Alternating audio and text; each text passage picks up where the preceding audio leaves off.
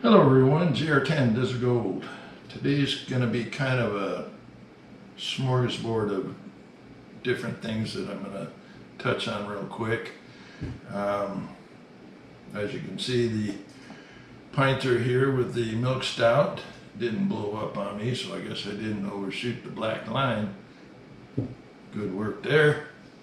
So I'm actually going to probably go a day beyond the 3 days on the fermenting. This is day 2. I'm going to run it for about 4 days, I think. The temperatures are in the 80s and inside the house here, so the kind of yeast does its best work at like 104, and I got enough heat outside. I'm not going to worry about that. So it's still doing its job. I just want to give it extra time to do its thing. And if you saw my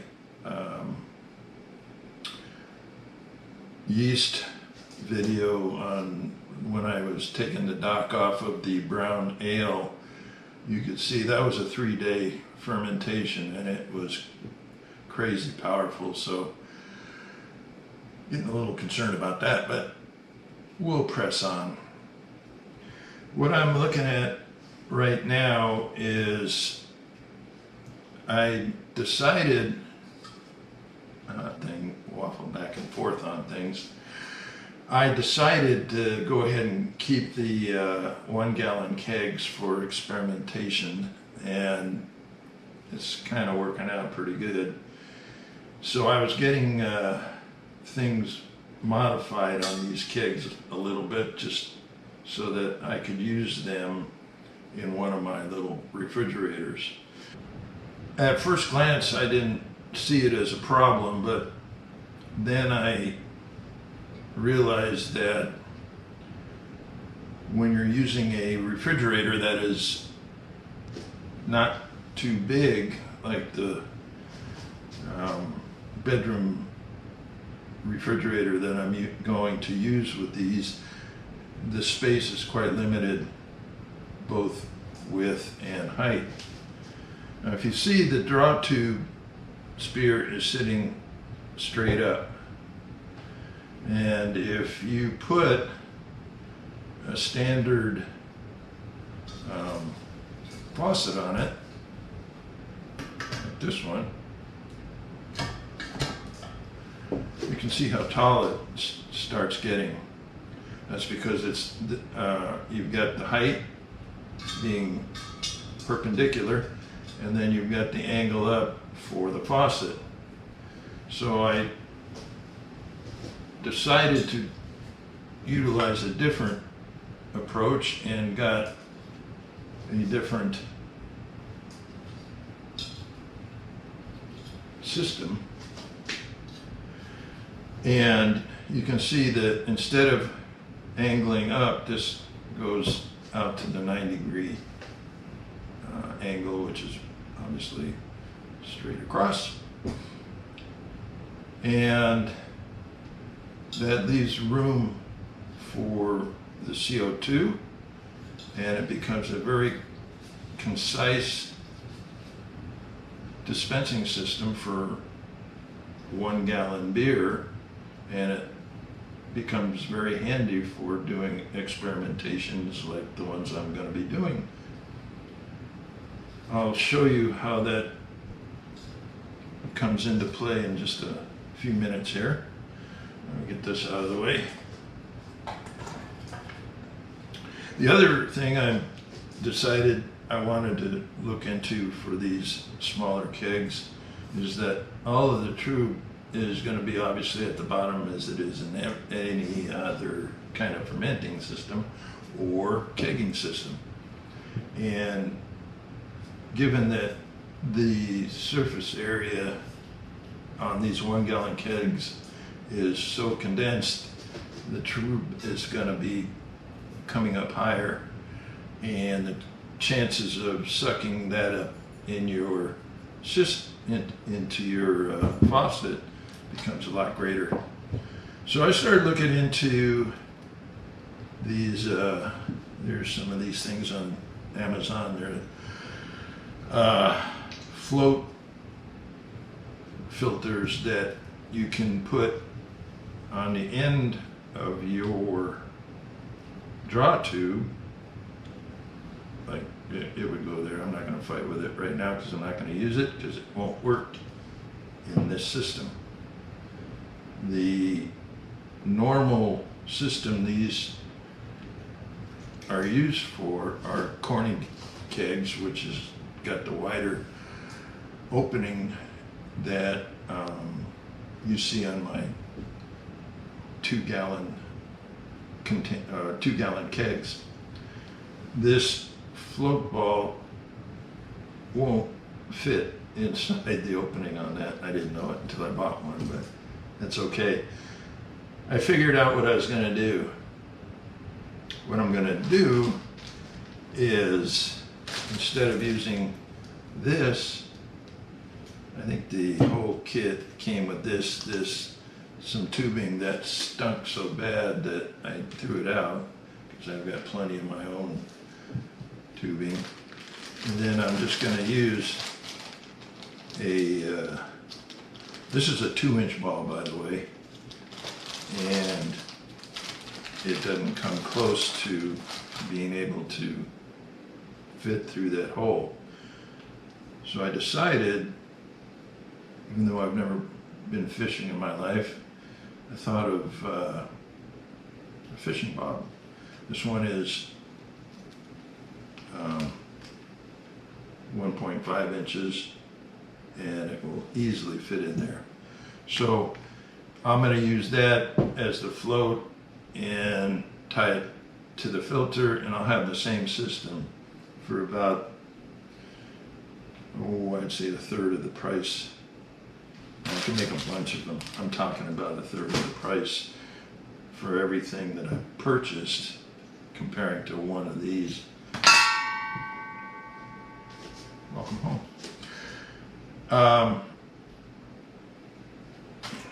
So these, I mean, all the stuff you need to do something as simple as that is obviously on Amazon. I think I'm on Amazon almost daily. I think I know I am, but I have trouble facing that. Anyway, the other thing I want to show you is the Cool Brewing bag that I purchased from More Beer, and I think it's a pretty cool idea, and I'll tell you why in a minute. After that, I think we're going to do a taste testing. We'll go outside momentarily since it's so hot and humid out there. I'll draw a little Pilsner, which we brewed 12 days ago, I believe, and see how that turned out. So let's check out this brew bag and see what it's all about. Okay, so this is the Cool Brewing bag that I mentioned that I purchased on More Beer's website. It's an awesome idea. If you live in an area such as mine where the biggest problem for us most of the year is it's too hot. And unless you're using a yeast like the Kaiser Voss yeast that just loves hot temperatures, you're out of luck on getting a good result from any of these others that are requiring a range between 50 and 70 degrees. And that's why I built the Peltier fermentation chamber for the smaller Mr. Beer fermenters. But if you are fermenting something like a 6 or 5 gallon fermenter, or carboy I should say, that's obviously not going to do the deal. But let's say you've got a pinter. Let's bring old Blue over here and see how she looks.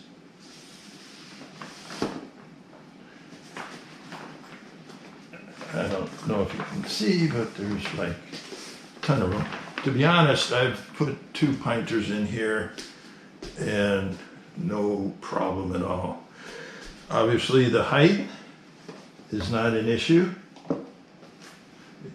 So it'll take anything, I think it'll take anything up to 83 inches tall.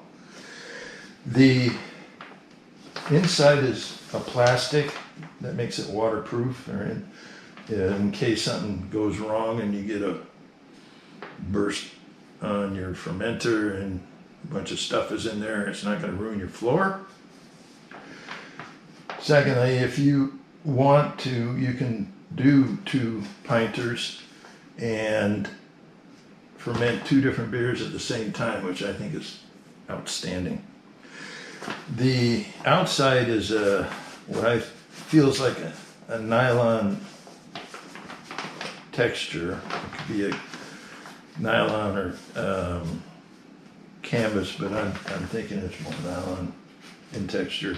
In the middle there's insulation, and I've used this a couple of times and I'm just blown away about how efficient it is.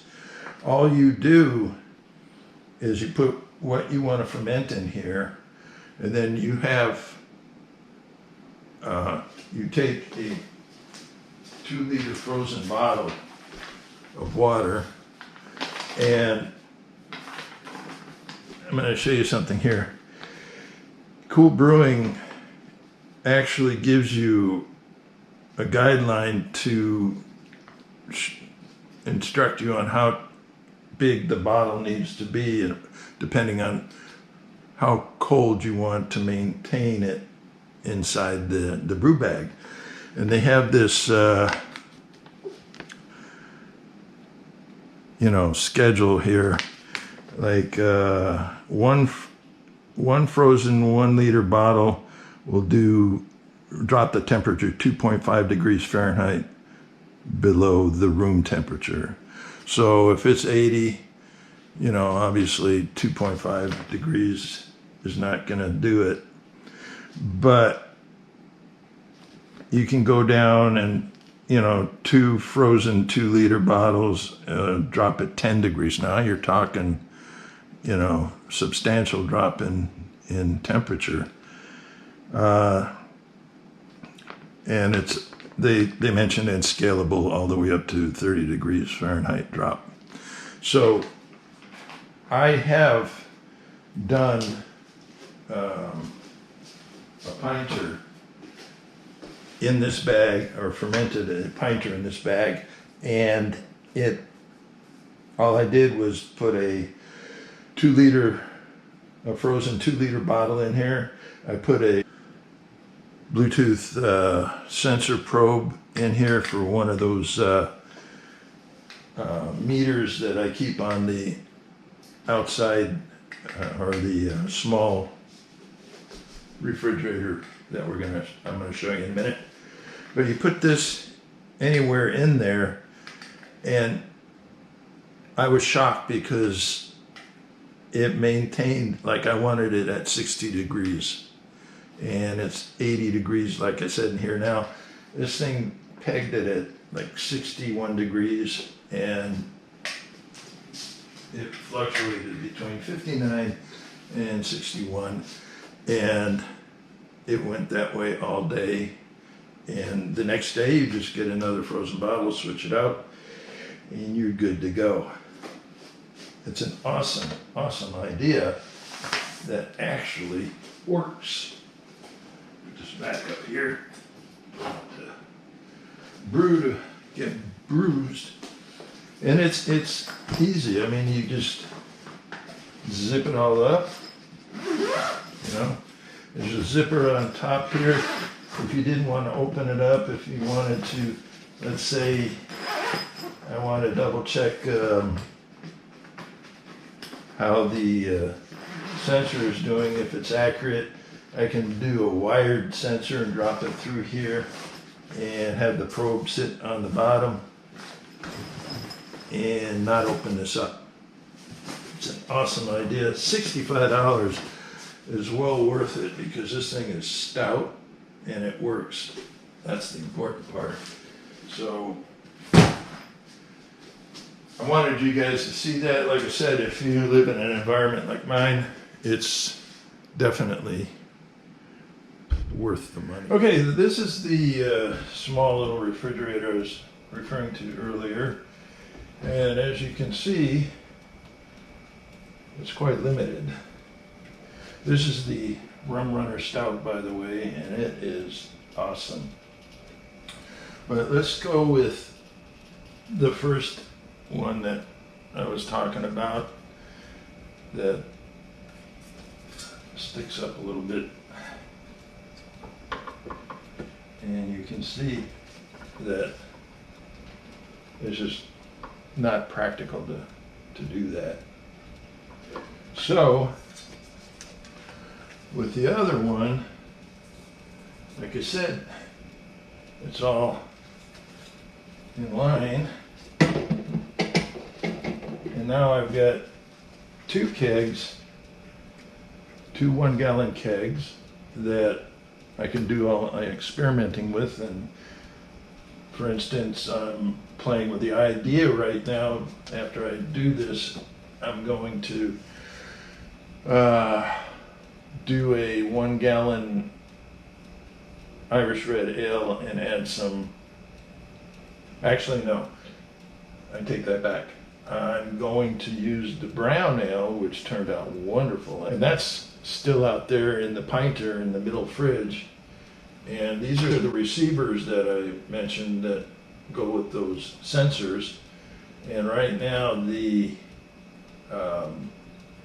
middle fridge is at 39 degrees and the kegerator is at 37 degrees. And this one was at, I have had the door open a little bit. This is at 43. Before I opened the door, it was at 29. So this is a great one for doing some crashing, you know, cold crashing because it gets really cold. And using the flash brews, the inexpensive ones, for instance, every one of these experiments that I'm gonna do is only gonna run me 63 cents. If it fails, it fails, but if it works, then I got a winner. So let's go out and grab a beer. What do you say? The kegerator's doing double duty here. The cord is holding down the shield that I've got on this wall to keep the kegerator cool, so it's doing double duty here. Let's see how this turned out.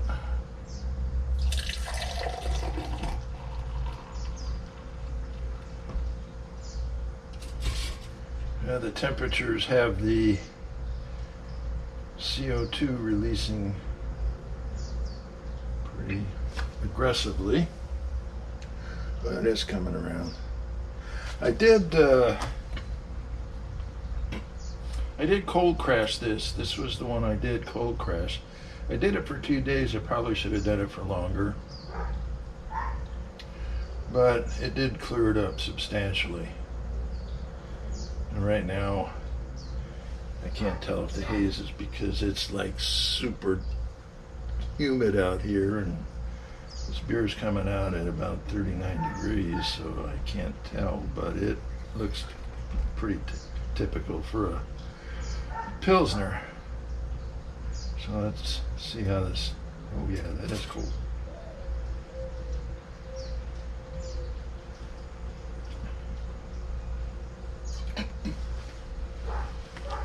All right, first off, I'd have to say I'm not a fan. Like I've said in the past, I really like the malty creamy mouthfeel that you'll find in an ale. And a Pilsner is more along the crisp, refreshing, if you will, line of beers. And there's just not a lot of excitement here. It's got, I mean, if on a day like today, you could drink this. If I hadn't made it, I think the original, I was shooting for 7% ABV, and I wound up with 7.5. So I overshot my goal. So it's a 7.5 Pilsner, and you wouldn't know it. And you could almost think of this as a, what they call a lawnmower beer. A day like today, hot and humid, and this is ice cold, and yeah. But that being said, for me, it's like drinking, well, that's what comes to mind is it's like I'm drinking a Budweiser. And I am no fan of Budweiser outside of their politics. I never liked the beer before then. So it's just like there's a little bit of maybe a little, some of the spices from the hops. There's no sweetness to it. You take a sip of it and it comes and goes. It doesn't leave an aftertaste in your mouth, so it's a good, clean, crisp finish. But it's boring, for me anyway.